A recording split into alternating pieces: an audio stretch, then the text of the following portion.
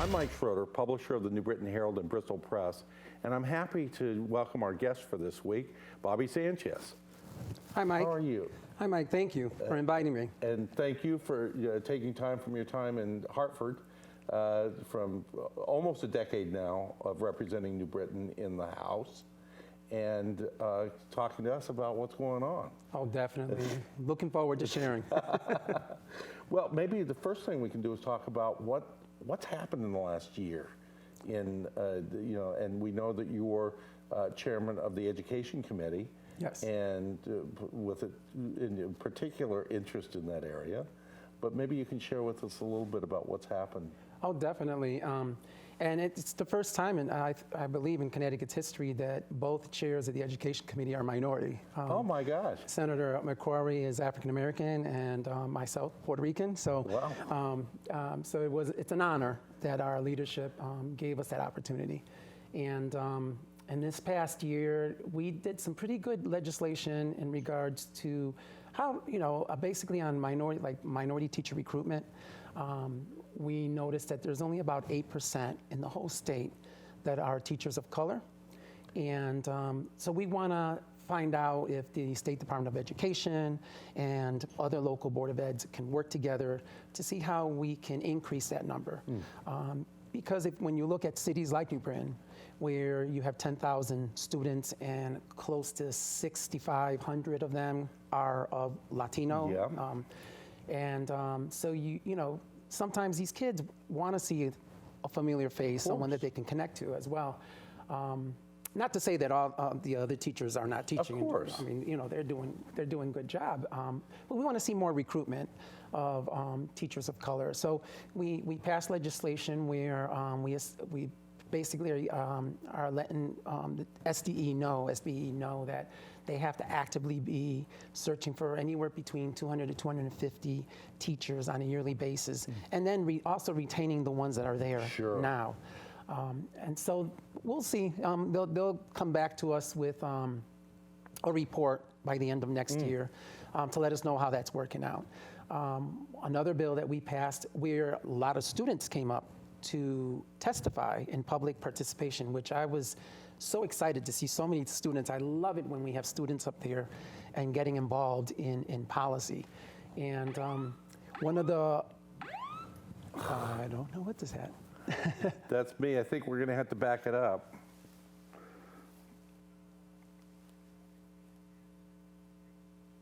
Okay. Oh. I thought I had let something move. Hey, who knows? So back it up to. What did I ask? I was talking about the black and. Oh yeah, yeah, I was getting ready to talk about students that came in and testify. Yeah. On a specific bill, so I can start from there. Yeah, you saw a lot of kids come in and I testify, saw a lot of, right? Right. So I saw a lot of children come in to testify on the Black and Puerto Rican and Latino Studies bill. Many were testifying that the history that's being taught at the local level it's not enough. There's small pockets of history that's being taught. And they wanted to see more, and I understood that because about 5 years ago, I went to the lecture hall at New Britain High School, and there were the lecture hall was the Terziac lecture hall was full of kids, a lot of them children of color. Yeah.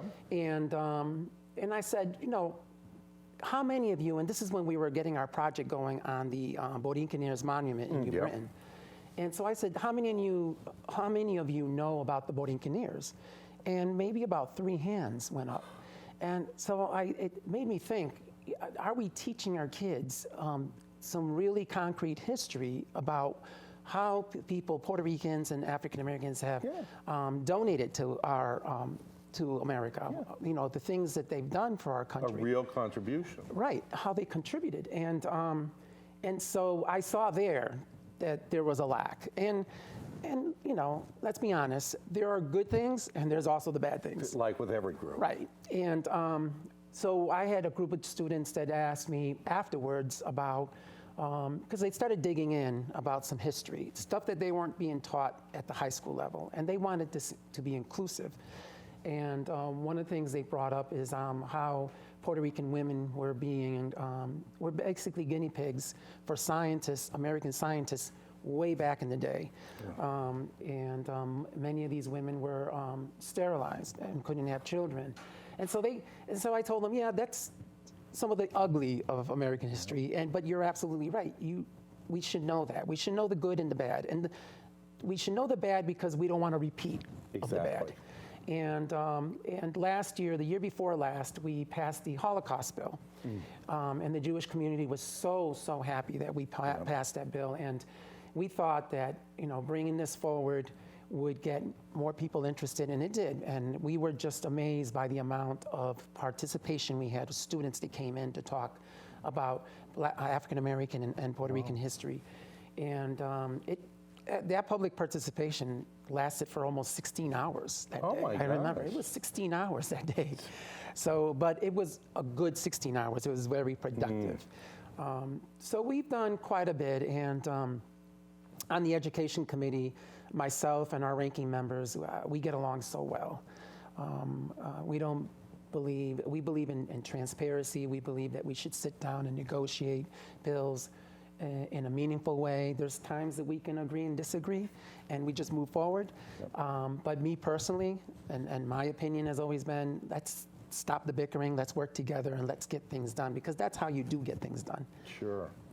Working together, listening to each other, and you come up with a plan. That's great. Well, going a little deeper into the things that you shared,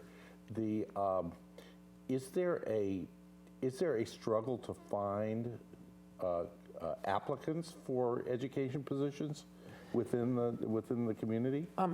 Yes and no, because we had some people come and speak to myself and to Senator McCrory in regards to how it was hard for them to get certified in the state of Connecticut. For instance, about 4 years ago, this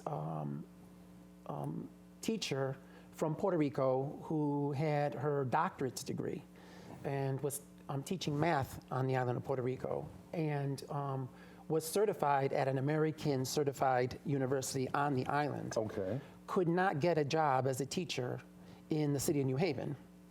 And it had to do with the certification. Apparently, when the state of Connecticut reviewed her transcript, they noticed that there were a couple of classes that she needed to take.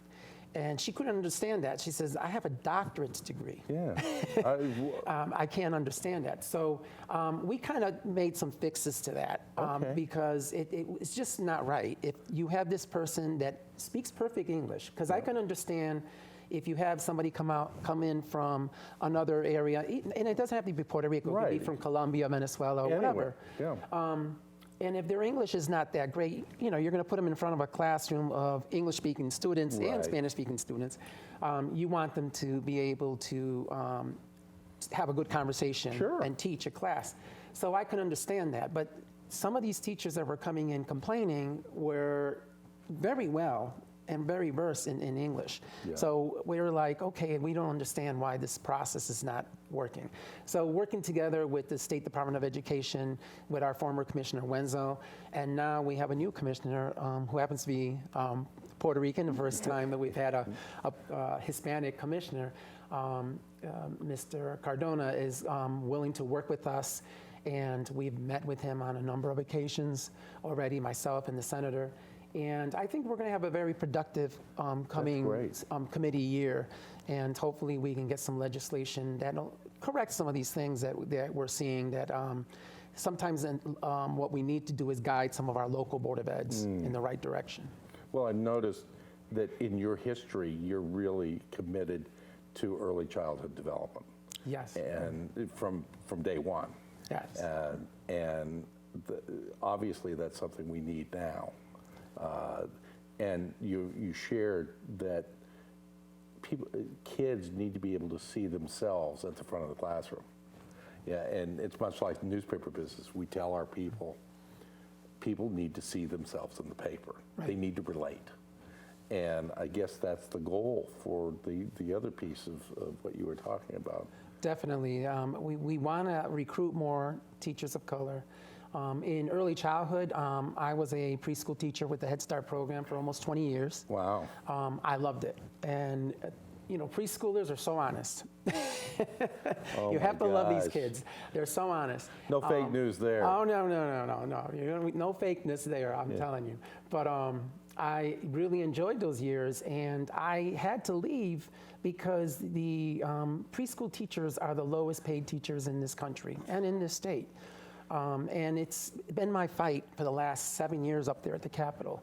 On the Education Committee, it's something I struggled with, and we're always looking for extra dollars in order to boost these salaries. And at the state level, we mandate anyone that's receiving state funding, like our state-funded daycares and our state-funded school readiness programs, we mandate them that they have to have a bachelor's degree by a certain time. And we've pushed those dates back the last couple of years. And we can't continue pushing them back. What we need to do is to sit down and talk about how we're going to fund these programs where they can pay these teachers a decent salary. You can't ask for someone to come in with a bachelor's degree, take on all that time and all that expense to get a degree, and then pay them junk. And that's what's happening. Unfortunately, that's what's happening. Many of these preschool teachers make under $30,000. And they could have a bachelor's degree and still make that amount. Yeah. And they want to stay in that field, and so we can't retain them. Well, what we're hearing and what I'm hearing from many of the nonprofits that do provide this service in all the cities and some of the small towns, they're saying, Bobby, every year we have about anywhere from 5 to 6 teachers leave. And once they get their bachelor's degrees, they try to get certified and they go work for the public education system, which public schools do provide some preschool services as well, but they pay their teachers about $45,000 to $50,000 a year. At the nonprofit level, they're making about $28,000 to $32,000 a year. Big difference, but they have the same degree. They're just not. Some of the teachers we have at the nonprofit level they may not be certified, but once they get certified, and you know very well that many of these teachers, in order to get an education, they're into student debt. And so if you're into student debt and you're trying to raise a family, that's impossible. You can't do it. Especially here. Not in this state. Yeah. Now, you were talking about additional education as far as history. Yes. And do you think you're going to see something pretty quickly come out of that? We presently have a State Department of, which is called CERC, which is developing the curriculum at this point. So they have until 2021 to get this developed so that we can start teaching it in 2021 and 2022. This will be specifically for 9th to 12th graders. We will also make it a credit where they would, it would be a humanities credit because we know that high schoolers need to have a total of 25 credits in order to graduate. So it would be one of those requirements, one of those credits. But it would be under humanities. So it's not a mandate. But we would hope that once we get the State Department of Education to report to us 2 years from now, they'll say, hey, there's a lot of students looking at this curriculum and taking this credit for one of their humanities credits to graduate. Would you see that as a separate class, or is it a segment of another? It would be separate. It would be a separate history class. But it would be combined with other American history. It's just expanding what's not there now, because the African American and Latino history that we're teaching our kids today, it's just a very minimum. And we had Representative Bobby Gibson during our public hearing and during the House floor argument when we were passing the bill out of the House. He demonstrated, he brought a history book to the chambers, and he said, look how thick this book is, and maybe 20, 25 pages has to do with African American history. There's a lot more than that. And there's a huge amount that both groups were very much involved in over the years. How they contributed, and many of them died in our wars, Yeah. World War I, World War II, the Korean War, the Vietnam War. And so we want our kids to know this. Sure. We want to expand it, and many of our kids, today it's so easy with Google. You can Google things, and what was interesting is during this public participation, kids were telling us about things that they've learned, not in the classroom, but by Googling information or going to the library. And we're like, well, see, this is what we want them to learn this. For them, in our the schools. library, right? Right. So I'm like, come on, we can do better. That's great. Well, and the year's coming up. This is the off year, right? This is Is it the it's off an year? election year. It's This is an an election election year. year. So last year we dealt with the budget. Yep. This year we won't be dealing with the budget. It'll be, there'll be some bills. There might be some bills that'll come up that'll have some fiscal note attached to it, Yep. but we would have to find where we can allocate some of the funds from the budget that we passed to these bills if they pass. And then we see how the budget is coming along Right. against forecast. Right. I mean, the last 2 years we've had a surplus. Yep. Which is kind of sort of a weird name. It's right. It is. It's better than being in a deficit. That's right. It's not getting worse as right. far as we can see. But, the projection is that in the next couple of years, we may see a deficit. Yeah. They're talking about there might be a national recession. I mean, there's so many people, there's so many talks out there about what might happen in the next couple of years. I mean, I'm focused in the now, but we also have to be careful about the future. And what are the big challenges for the next year? I mean, what do you expect to see that you're going to have to be working on and that you're going to be asked to your opinion on? Well, one of the focuses that one of the things that I'm concerned is with the educational cost sharing grant. Those are the dollars that we provide cities like New Britain and towns. There are certain towns that can really fend for themselves. They have lower tax rates, and they're doing pretty well. We came up with this formula in 2017. It was a bipartisan effort. And it is a 10-year effort. And during those 10 years, New Britain will see increments on a yearly basis of about $4 to $5 million, which is, for the longest, New Britain has been held back. So I'm very excited about that because it helps. Yeah. I'm hoping that with, talking with the superintendent, Nancy Sarah, and Board of Ed members, that eventually we'll be able to bring those class sizes down from one teacher with 32 children in a classroom to maybe down to 20, 25 or so forth. That's the goal, hopefully down the road. And to deal with the achievement gap as well, because we still have that issue. But the challenge is going to be that with the ECS formula, we have to come up with close to $30, $35 million on a yearly basis in order to feed into that formula, because we're increasing. There's some areas where we're decreasing some funding, but it's not going to make up the difference. So I think that's going to be one of our challenges as state reps and state senators and the governor is coming up with a budget where we can continue to have those increments, because in the past we have cut into those increments, and when we do, cities like New Britain get less. And they depend on a lot of that funding from ECS funding.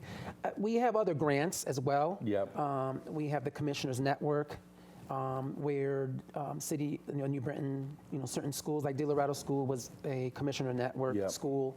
And it's a little boost where they provide anywhere from $500,000 to $1 million more to that school so that they can beef up their numbers, the testing scores, and also absenteeism, which is huge in the city of New Britain.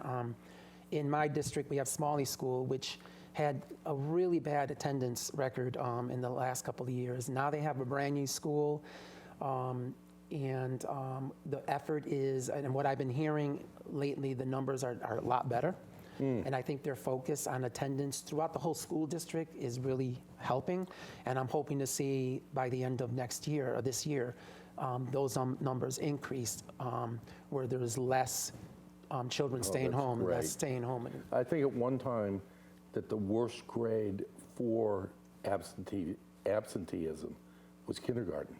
Yes. It was hard to believe. And sometimes it's just educating parents. Yeah. Because I've ran into some parents as a preschool teacher and as an administrator in the preschool system. You would ask parents, well, why did you keep your child out for 3 days? Well, my child had asthma. Yeah. And, educating a parent about asthma, like your child can go to school. Yeah. We provide a pump to the nurse at school. If the child has an episode, we will give them the medication. There's a way of controlling asthma. Sure. And so sometimes people are, many people say, well, it's too cold to have my kid outside playing, and that's why I don't want to send them to school because he'll have an asthma attack. Well, it's okay for the child to go outside. Yeah. As long as we have the medication to control them, we're fine. We're used to these things. And we are. And I think educating parents about these type of things, particularly in the medical, that's why we have nurses. That's why we provide nurses. And so I hope that that'll help. With the attendance problem. And then the other thing that we do have an issue with at the local level is that because they've had to cut into education spending, social workers, there's not enough social workers. We are seeing an increase of behavioral issues in the school system from preschool all the way up to 12th grade. Because schools are no longer just educational facilities. They're not. They're basically, the home away from home. Exactly. And And often the only stable place the kids have. Sometimes it is, yeah. And they're there for 6 to 8 hours, depending on, the grade level. And so it's how do we look at the underlying issues of what is triggering these behavior problems from these kids? Is there something going on at home? We may not know that. As a teacher, if I'm in the front of a classroom and I have 2 or 3 children that are misbehaving, I want to know. And you can talk about that firsthand. You've been there. I've been there. And as a Head Start teacher, we used to do home visits. So we would be able to go into the home if the parent wants us in the home. Because sometimes the parent will say, well, I don't want to meet at home. Let's meet at a corner of McDonald's. We'll meet at the corner of McDonald's. For all kinds of reasons. Right. But we're not there to report them. We're there to find out and maybe refer them to agencies. If there's a mental health issue going on, maybe the parents are going through a divorce. There could be domestic violence. We don't know that. And those can be some of the triggers that these kids are going through. And so if we don't have enough social workers, if we don't have enough psychologists or behavioral specialists or therapists in the school system that can reach out to these families just to find out, we won't be able to refer them to the right resource in our communities. In New Britain, we have CMHA and we have Wheeler Clinic that we can refer these kids to. And so that tends to be an issue, and that's going to be another focus in the coming years because we've been hearing a lot from teachers that they just don't feel the support. Sometimes they feel the administration would blame the teacher or the teacher would blame the administrators, and it's like it's a lack of funding, and we need to look at priorities, how we can get more of these social workers in, how we can get more of these behavioral therapists in so that they can look at these underlying issues. It's terribly hard to figure out where to get the funding for these things because you basically got to rob Peter to pay Paul. Sometimes we have to do that. It's not right. And at the state of Connecticut, people are just tired of taxes. We definitely need to look at our tax structure, at our system, and revamp it. One of the things that I've been so aggravated with is the car tax. Oh, God. Oh, that drives me crazy. You buy a car, you pay 6.35% at the very beginning at a dealer to purchase the car. And then every year, the city Like in my case, the city of New Britain sends me that property tax, and you have to pay it. Yeah, and it's still coming every year that you Comes own in the every car. So, it's much like you wish you could throw that in the garbage. I like to get rid of it completely. Do you think there's a chance of you doing that? We'll have to come up with the funding and to provide the cities like New Britain, which gets about $12 to $14 million a year in property taxes off the cars. That's amazing. That's a large amount of If money. we can provide it at the state level, I'm sure they'll be happy to get rid of it. That's a big hole to fill. Well, Bobby, it's been a pleasure talking with you. We're going to have to get you on again. We got you on education. We couldn't stop. So Definitely, there's a lot more to talk about. glad you were here. Thank you. And glad you all joined us for this edition of Central Connecticut Now. We hope you'll join us for our next edition. It's coming out very soon. And we hope you'll also have a great week and a great month. And this being the end of the year, a great year to come.